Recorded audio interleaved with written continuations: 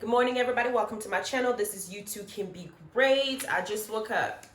Okay, as you can tell, y'all can probably tell by now when I'm here and I just woke up, and when I'm at nighttime doing my reviews normally, and I'm all hyped and pumped. I wanted to do this review before, actually yesterday, but then I got tired. So y'all getting me this morning. This is the Real Housewives of Atlanta season 13, episode 2, New Peach in the Orchard review.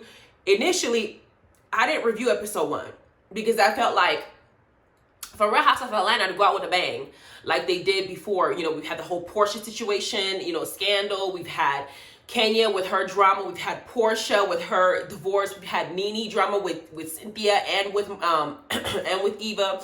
We've had several things, including the little, was it Snakegate last time, that they have given us. I mean, Atlanta has been bringing it for the most part. So for them to start the season the way that they started it, as much as I was happy to see Martin Luther Portia out there doing the Black Lives Matter protest to the point where she got gassed and arrested, I just felt like they did not come and bring it as much as I think Potomac is doing right now. Speaking of Potomac, I did the reunion review, so if you haven't seen it, that one, I was happy and lit doing that review because of how much enjoyment I got with Giselle finally getting what she's been putting out all these 5 seasons. Everybody didn't come there to play. Karen and Monique didn't come there to play with nobody. So I was very happy to do that review, so go ahead and check it out. For episode 1, we know that Kenya's quarantine caused her to get weight gain because she had to sit up there and deal with Mark's little mind fuck ass and gaslighting constantly. So she had to deal with that because Kenya is still trying to, for the life of me, hold on to this relationship that I think was never meant to be in the first place. We done seen this man treated her like crap. He talks her crazy. He calls her Ken. Ken, is that supposed to be cute? He don't pay attention to her. Whenever he gets frustrated from work, he takes it out on her. There's a lot of people in this relationship, a lot of men out there that do come home stressed out, and because they don't have somebody to annoy, you know, to direct their frustrations in. If they have a girlfriend, because my sister was with a dude like that, and they'll just get so overwhelmed that they start projecting that animosity on the person they're supposed to love, except on his kid. Ironically, Kenya was asked by the producers in this episode, how is Mark with his other children? Because he has other children. And she said that was a loaded question. It made me kind of think of things a different way. The reason why Mark is basically ignoring Kenya and focusing so much on this child is probably because he doesn't have a good relationship with any of his kids. And in that sense, it makes you look and think, Mark, what's wrong with you? Because as a parent, if you have one child that you don't get along with, okay, we can say, okay, maybe it's that child's fault. But if you don't get along with all your kids, and you're basically maybe their baby Brooklyn is like his redo. So he's focusing so much on her because that's what he really wanted out of this relationship. He wanted to have another child so he can show people that he can be a better parent and that it's not his fault that he don't get along with all his other kids. That if Brooklyn turns out great, it's going to be their fault. It's going to make him look good. At the same time, he doesn't have a relationship with any of his family members either. Kenya said she had to meet his parents via, I think it was through FaceTime or something like that when they got married. It was like the way that he's moving, it's like you got a lot of stuff to hide. He's very charming when he's around other people, but he does a lot of crazy shit. Then we got Riley's spoiled ass attitude because she's now graduating, and she's graduating having to now talk about her deadbeat blockhead of a father, Block, who I guess owes Candy $100K, but Block is looking at it from the mindset of, well, Candy got all this money, she don't need my money. Candy didn't make that baby by herself, bruh. Get off your little broke ass, because you ain't, apparent according to Candy, he ain't that broke. The fact is, with child support, I'm a little bit, it depends, to me, it's situational.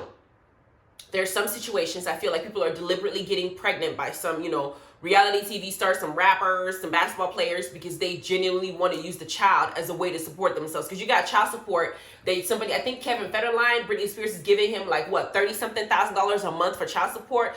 Ain't nobody need $37,000 a month for 2 children. You don't. What she's doing is giving Kevin some money to take care of the kids and for him to stack money and start some business of his own because he didn't went broke. That's what she's doing. She's funneling his future, not just the future of the kids. So for me, that's absurd. Absurd. Because I feel like if Kevin don't have that much money, he shouldn't have full custody of the kids. You should send the kids to somebody who has the financial means to take care of them, not give you the money to go and start your business. So I'm a little bit iffy on that. Now, there are situations where the parent are just is useless. And child support could also be both guys and girls. The girl could be forced to pay child support like Brittany, or the guy can be forced to pay child support like Future. So in the situation where, in Riley's situation where I haven't seen Block at all, except for I think maybe season 5 or season 6 when she popped up and he said, you know, I was there when you were born. And Riley's like, well, did you sign the birth certificate? First of all, how did she even know that mess? She shouldn't even know if he signed the birth certificate or not. The mom should be the one addressing that to him. The fact that she knows that makes me think that maybe Candy she was privy to some of the conversations Candy has had about him that are negative, and she may not be open to even have a relationship with him because she hears all the bad stuff that everybody talks about him in front of them, and she feels some type of way about it. Same time, the man ain't around. He's around for all these other kids, but he ain't around. So he needs to go ahead and pay the child support. Then we got Cynthia's thirst bucket wedding planning because she wants to marry Mike Hill. She's not just chilling. She is thirsty for this man. And if she marries this man, she's going to do it in COVID. And she's going to have everybody wearing hazmat suits doing it. She wants this wedding to happen. This is her third wedding, but she's going to make it work because right now she feels like, unlike her wedding with Peter, her marriage with Mike is much more... People are happy about it. Y'all remember when she married Peter, her mom and her sister were trying to keep the marriage license away because they didn't think that she should be with Peter. And Peter's attitude was horrible, sometimes talking to the family. So I understood why they didn't want her to marry him. But in this particular situation, it feels like it's her real happily ever after. And I'm probably thinking, what is Peter thinking when he's watching this? I know he's watching the show. He loves this show. Peter was another housewife on this show. Now that he's seen Cynthia and how she is with this new guy, he might be jealous. Who knows? Then it brings us to episode 2. Now, they introduced us to a new housewife, Latoya. She's Trinidadian, I think. And what she wanted, last episode, she wanted Kenny and her to go and meet some Nigerian men because she wants to enjoy herself. But we find out that Latoya, as crazy as she is, she's currently separated from her husband. Maybe COVID caused them to separate, but they're still living in the same house. Means they're still probably having sex. The thing is with Latoya, I don't know if her personality, this crazy person, if it's genuine. Somebody help me out in the comments. I don't know if it's genuine. Why? Because I caught her in something. In the beginning of this episode, she said something like, my husband and I are separated. I can do whatever I want, you know. Between her and Marla, I don't know who's crazy. She said something like, you know, I sweat all the time, but don't worry, my husband loves it. She said that she's going to separate from him for a year. But then she wants a divorce. That's what she said. Later on in the episode, when her and Drew were talking, and Drew was looking at her like, you're crazy. How can you be separated for a year thinking that the husband's just going to wait for you to have fun and then just come back to him after you already spread it wide for a lot of other people for the entire year? She said, we're going to be separate for a year. I'm going to get my husband back. But in the beginning, she said she's ready for a divorce. Which is it? So when she's saying these things, I don't know if she's saying it for the purpose of getting attention, because she wants to stay on the show and keep making the bag. So I don't know why she's projecting this behavior. Maybe she's doing the same thing that Tommy Lee's mama did the first time she came on Love and Hip Hop, where she acted ratchet and super crazy. She thought that's what they wanted so she can keep staying on the show.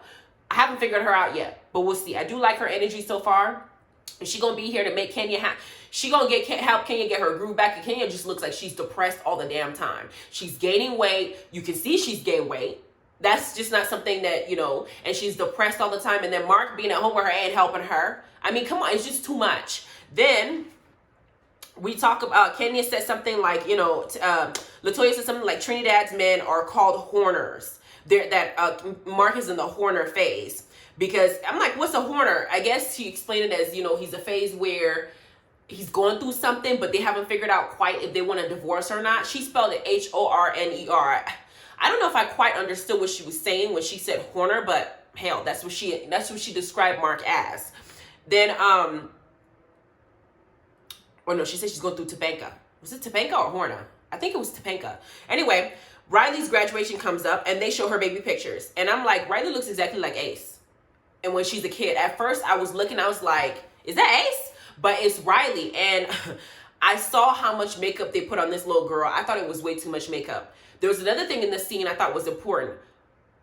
Todd gave Riley a stack of money for her to start her life in New York. Y'all remember last season when, what's it, Todd's daughter's name? Kayla? Saying things like when she asked her dad for some money, or when Candy wants to give her some money, Kayla some money, that Todd wouldn't allow Candy to give Kayla any money. And on top of that, the way that Candy spoils Riley, when Candy tries to do the same thing for Kayla, Todd is like, no, don't do that for her. On top of that, Todd wasn't really in Kayla's life initially in the beginning. they're still in, you know, he came back later on, he came back around, and now he's getting to know his daughter, but it didn't seem like he was putting in, she had issues with him and how they communicate and how he, you know, it's almost like Todd doesn't want Candy's side of the family for them to say anything about, you know, Candy doing more for Todd's kid than he is. But I'm watching him give Riley a stack of cash. This girl is what, 17, 18? That's not, I didn't get that type of money when I was going off to college, but that's what they're giving her. And he's giving her that.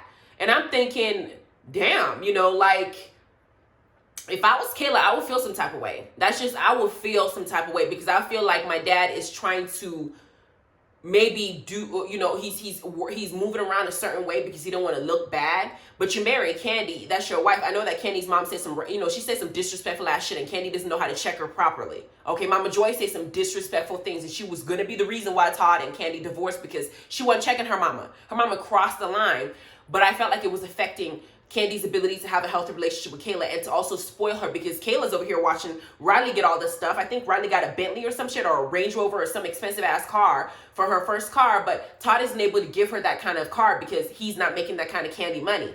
But here he is in front of Mama Joyce giving Riley a stack of cash to make him look like he's not some deadbeat. Like, it's just like he's putting on a front. I don't know how to feel about that situation. I'm still kind of processing it.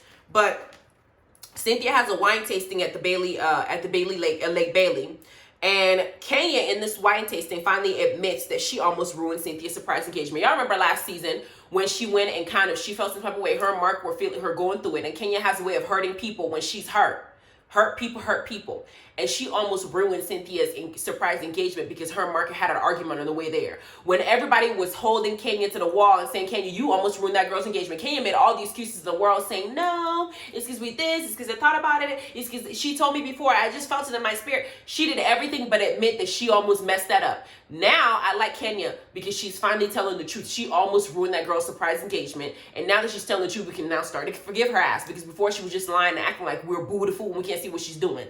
Then Latoya tells us that she was a stripper and she had sugar daddy. Marlo's ass pretending like she don't know what sugar daddy is. Marlo, please. When you first came on this season, on this episode, you had a sugar daddy. That's all you could talk about is how your sugar daddy, billionaire man that you were dating, bought you all this shit and how you, oh my gosh, she bought you a house, a car. Girl, you know what a sugar daddy is. You were an escort, according to Candy. So I don't know why you're here shocked that Latoya, who was once a stripper, who I believe she was a stripper, had a sugar daddy, and she's proud to say she had a sugar daddy child. You need to be proud to do the same thing so we can go ahead and look at you the way you're supposed to be instead of sitting up here acting like you brand new. Then Drew Sidora comes in with her Pinocchio ass husband, Ralph.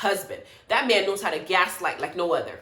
I'm going to get to the relationships later on in this review, but right now, let's just stop it there. But Drew comes in, and Kenya is instantly jealous of her. Drew is beautiful. She's an actor. Kenya says she's an actor, but I haven't seen her in any recent movies or shows or anything. I haven't seen her in even like interviews on Wendy. I haven't seen none of that. Kenya right now has been on Real Housewives. That's been her thing. I haven't seen her do anything in TV. I think her looking at Drew is almost like she's envious of her. And plus, Kenya is very territorial when it comes to Cynthia. She didn't like when Nene came around, and she don't like when Drew comes around. So she's already taking digs at the poor girl, and the girl don't even know that Kenya is like that. It is what it is. So, but Kenya is attracted to her husband, and I'm thinking this better not be another situation like Apollo. Kenya, I know you and Mark are going through it, but please stay away from Ralph. He is not your saving grace. Apollo was lying to Phaedra, flirting with you. Ralph, we already know, is a damn liar. I'm going to talk about that later. So stay away, girl. Then we got Latoya saying things like she didn't like Drew because of her role in the game, because she broke up Derwin and Melanie. Hell, I didn't like Drew then either. I wanted Derwin and Melanie to work it out because Drew broke up Derwin and Melanie. Derwin ended up dating somebody else. In the process, he got that girl pregnant. And it just became another drama on the show. So I didn't like Drew either, shit. But she was just acting in her life. I like Drew's attitude and Drew's persona and Drew's the way that Drew handles her. I think she's very beautiful. I like her energy. But I think she's married to the wrong person. I don't know how the hell they made it to 6 years. I'm still trying to figure out how they made it past 1.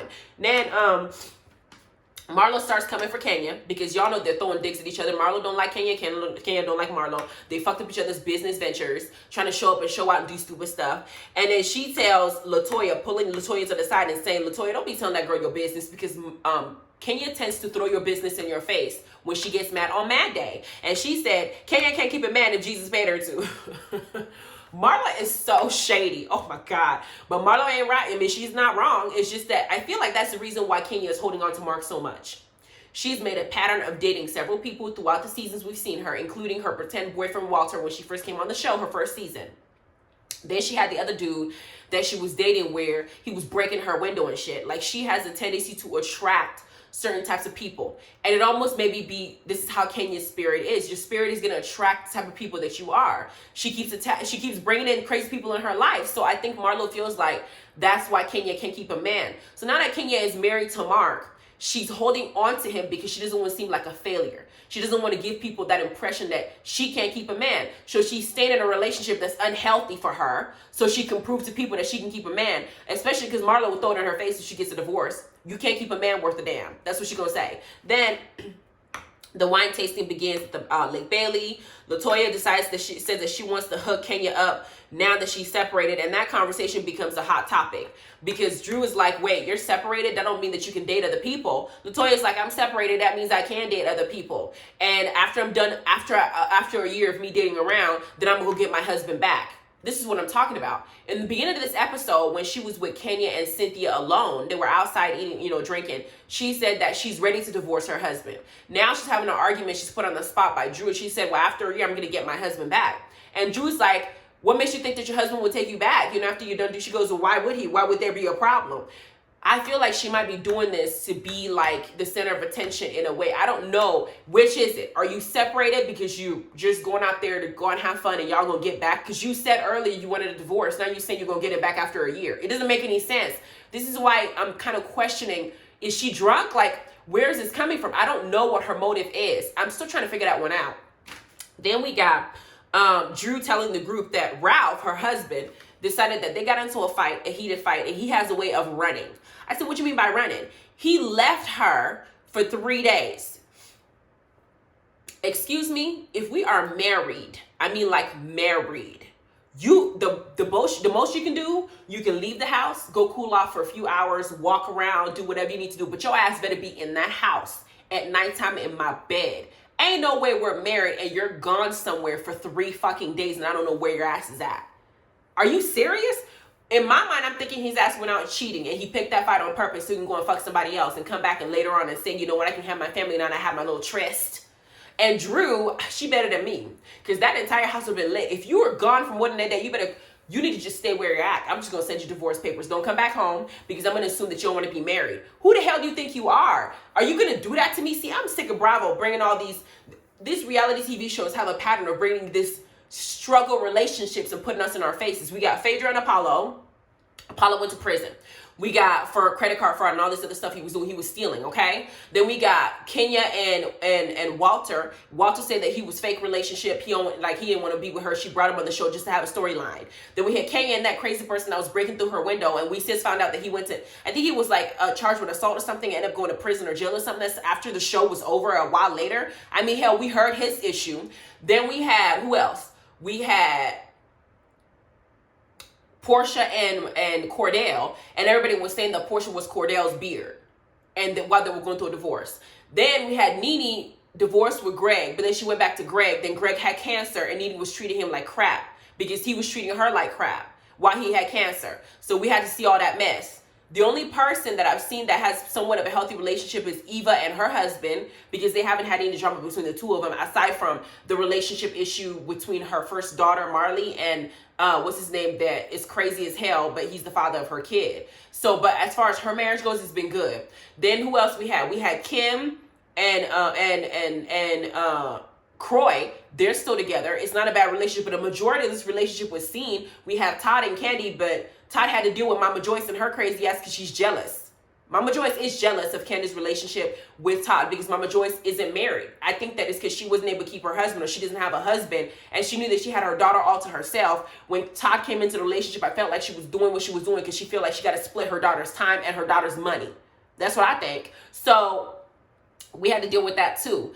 Who else came on the show? We got Cynthia and Peter had his own issues with some members of the cast. He fought with Phaedra. He argued with Kenya. I mean, and we already knew that Peter and Cynthia were miserable as hell because Peter apparently had all these bars and the bars kept shutting down. So Cynthia, for once, she just got through this whole depressed phase. I mean, it just seems like we keep seeing these marriages and relationships that don't work. Then we got Portia and what's his name? Dennis right now.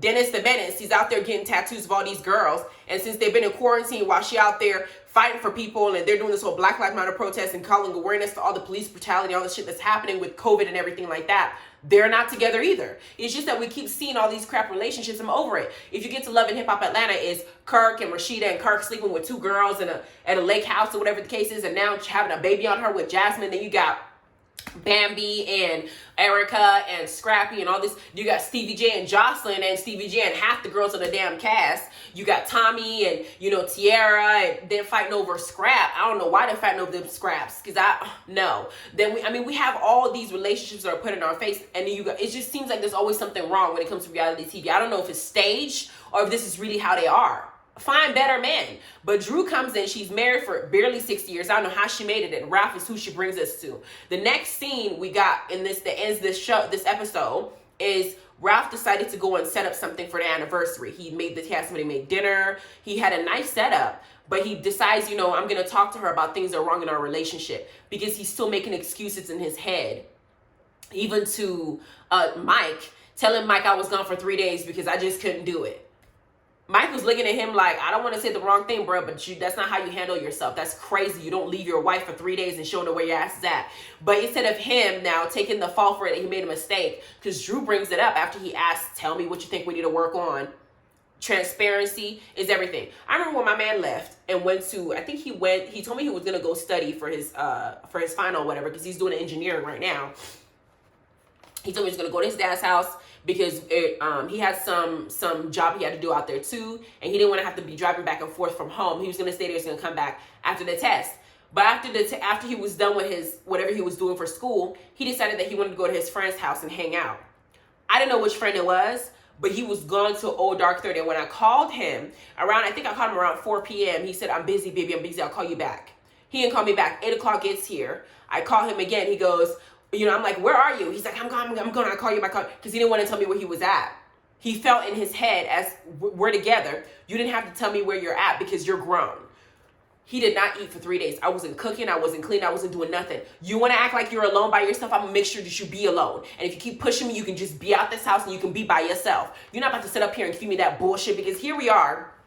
Ralph and Drew are going at it, and he's gaslighting her. What is the need for you to know? Why is it important for you to know? What purpose does that serve for you? That don't do nothing for you. We are married, bruh. You don't go somewhere for 3 fucking days. And then he tells her that he went out of state. How do you go out of state to cool off, where he went out of state to cheat on her, and he picked that fight so he can go ahead and feel comfortable in his spirit to do what he was doing, creeping around on her. He didn't want to tell her the truth. You don't go somewhere for 3 days when you're married. You got a girl at home with your kids. Her mama's here. How embarrassing do you think it is? And you think that because you were mad that excuses your behavior? Because when he came back to me, he told me, my husband came back to me and told me like, yo, I'm a grown-ass man. I can go wherever I want to go. I said, you are a grown-ass man. You can go wherever you want to go, but I better know where the hell you're at.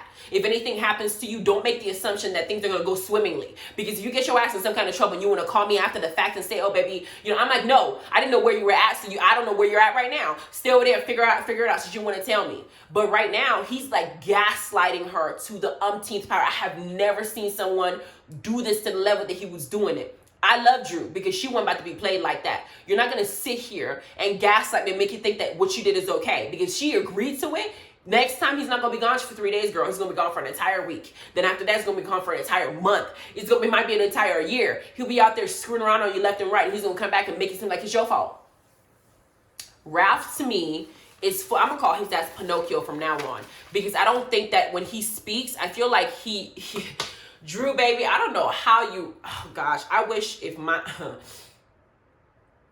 I think my husband had maybe have tried that one time where he tried to gaslight me. I think the first time he tried it, I squashed that right on the spot. I said, listen to me deeply. I'm not the type of person that you can play those games with. You're going to tell me what I need to know. Otherwise, you're not going to have a nice, comfortable sleep. You won't get to sleep. You won't get to eat. This house will be widely uncomfortable for your ass. You will feel like a stranger in this home. But you're going to answer my question. We're not going to have any peace of mind until I get what I need in this relationship, because I'm not being dishonest to you. So tell me the truth. Don't tell me what you think. Don't try to bring up another topic. We want to stay in the topic at hand. This is what I need to know. Yes or no? I mean, he was just looking at me. And when he didn't give it to me, I walked the hell away. I literally turned around while he was still, and I walked away. Remember him coming upstairs and he's like, baby, I said, when you baby me, the words out of your mouth needs to be the answer that I want. Otherwise, anything else that you say to me will not be heard and it will not be intercepted. So answer the damn question. Did you do this? He finally gave me the answer. I'm like, no, we're not about to sit here. I'm not going to sit here and bring up stuff from 2 years ago, 3 years ago, because you don't want to answer my damn question. He sat there, gaslighted her in every possible way he could. You don't need to know. It's not important. Then after he told her that he went out of state and he knew that she was going to get mad at him for going out of state, the next thing he do was a different tactic. What does that do for you? Tell me, what does it, so she doesn't have the time to say, yo, I ain't never been out of state with you. Where you went, I've never been. So who's out there that you were there for 3 days for? What were you doing? I tell you, he was out there cheating. And I think that he picked a fight now, again, on their anniversary, because he's going to go out and do something else. That's what I think. So I don't know how that relationship is going to work out. I don't know how they're going to last, but that's just me. Anyway, go ahead and check out my books, Unleashed on Amazon by Adiya Bat-Tziyon. This is my first nonfiction. It wasn't edited by a professional editor, but everybody that's read it, especially with everything that's going on now, if you are Black and you haven't read this book, it's your fault for not being informed. I'm just going to be honest with you, because everything you need to know about what's happening to us, what the Most High wanted for us, is all in this book. I broke it down. There are pictures. There are citations. Hell, I had people like said, oh my gosh, I had to check this out. Like, is this true? Everything I wrote here, some of y'all have not even heard of before. You need to know so you know how to govern your life. What's happening right now in 2020, all this unrest, everything that's going on right now, it's meant to happen because there's a change happening, and that's a reason. You need to be prepared for when that happens, because you need to know what you're supposed to do in that time and why it is even happening in the first place. If you want just drama and jokes, check out my other book. This one is written by A.S. Blaine. I use 2 different pseudo names. First one is by Bat-Tziyon, Adiya, Unleashed. This one, Just Add Pepper, is by A.S. Blaine, because that one is my first fiction, drama, romantic novel. I'm working on the third right now. The second book to it is called Sage by A.S. Blaine. So read Just Add Pepper first. Then you can read Sage to find out what's happening. And the third one going on right now. I'm trying to get it out by the end of this year. Go ahead and like, subscribe, and notification bell. Check out my other reviews if you're new. Go ahead and check out my Salt Lake City reviews. I think that y'all would enjoy it so far with Salt Lake City, because I think that Jen and Mary Crosby, they're going to give us some drama and some juice in this show. So will Heather. It seems like Heather's about to have a little tryst, though. I can't wait to talk about that. But you guys have a good day. Bye.